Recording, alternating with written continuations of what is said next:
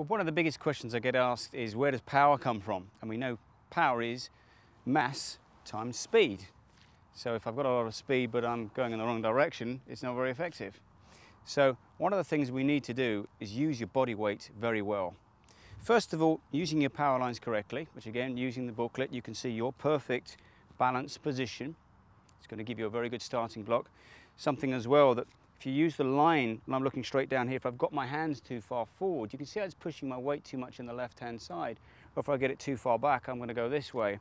So this is a nice little checkpoint here to make sure my hands are just over the sort of the front of the ball. So I'm nice and balanced. Now I want to get loaded behind it. It's a bit like if I went to had somebody's hand here and I went to hit that and I go this way and then that way. There's not a lot of power. I want to go back and on. So in my swing, I'm not talking about a sway, but I'm very mindful when I'm looking down. My head's pretty much over the white power line on the ground, and I want to just feel I'm getting slightly behind it here. You can hear that I'm really coiled up. I wouldn't want to stay there for too long. It feels very wound up. If you get to the top of the swing, you think, well, this is nice and comfortable. You're not in the right position. So allow your head to fractionally get behind it and then move on. And it's that surge forward with the weight that's very, very important. It's also going to give you a nice squeeze on the ball through impact. So use your power line on the ground, feel you get back and then on. And try and exaggerate. So here I'm going to feel like as I move on to, well, my head's way ahead of the shot. You can see my weight going plenty forward. So that's the first thing to practice. The other thing we need is leg action. Got to get some leg action in there. Again, the power line's very good for this. I'll just tee another one up. I've got a 6-iron in my hand. I'll stick with that, but a little bit less would probably be good. And I'm going to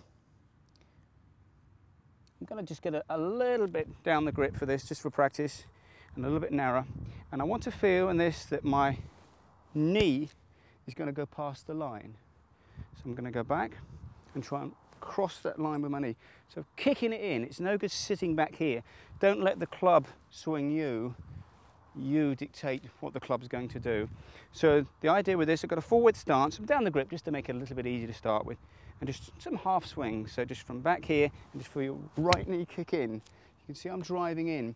Now, once I've got used to that feeling, how fast can you get that leg action? That's going to give me a bit more power again.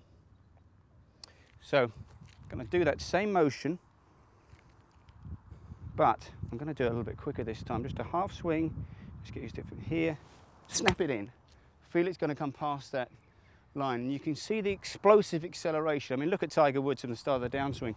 Oh, he really needs spikes in his golf shoes because he's going to slip otherwise.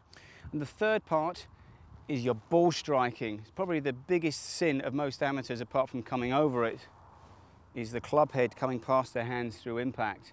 And when you're doing that, you're going to catch it thin, you're going to hit behind the ball, top it, or even miss it.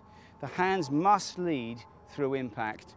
Now I've stuck a long tee in here, and the idea of this, I'm using my white power line on the ground here again. I want to see that tee pass that power line. 3, 2, 1. You've got another one there. There's a lot of them around, aren't there? 3, 2, 1. Well, the third power factor has got to be fast hand action and a good strike.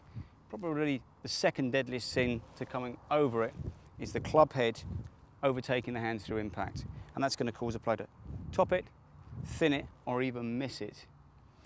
Also, you're going to come over anyway when you're doing that. So we want the hands to lead through impact. So when you see someone like Ernie Els, who looks so slow, very manana, but hits the ball miles, is because he's getting a very late hit, he's delaying it at the last possible second, and then the release of the hands. So I want you to get the feeling that the hands are going to pass the ball before you release it. Now I put a long tee in this grip. Very much going to use my power lines. I've gone down the grip a little bit on my 6-iron here to give myself a chance. I'm only going to do some half swings again. From here I want to feel the tee is gone past the line, and I'm going to do this slowly so I can literally see it and then feel the club's going to release, which will guarantee me a good strike. So just do some nice slow ones to start with. Here, feel the hands of lead, and you're never going to hit behind the ball when you're doing this. Let me just do one again. Well, now I'm going to get a little bit more power into this. Once I've built this up, I would recommend you did at least a bucket full of balls slowly to start with. But once you've got the feel of it, so you can come in here and then you're going to snap that club in. Now, if your hands are leading, you can see where the club face is, there's no way I'm going to hit it left. But if I release the club hard, I won't go right either. So it's a win-win situation. Plenty of power. So even a little half swing here, I'm going to hit this ball quite a long way, but with a good strike and fast hand action. So from here, hands lead, and you whip it through.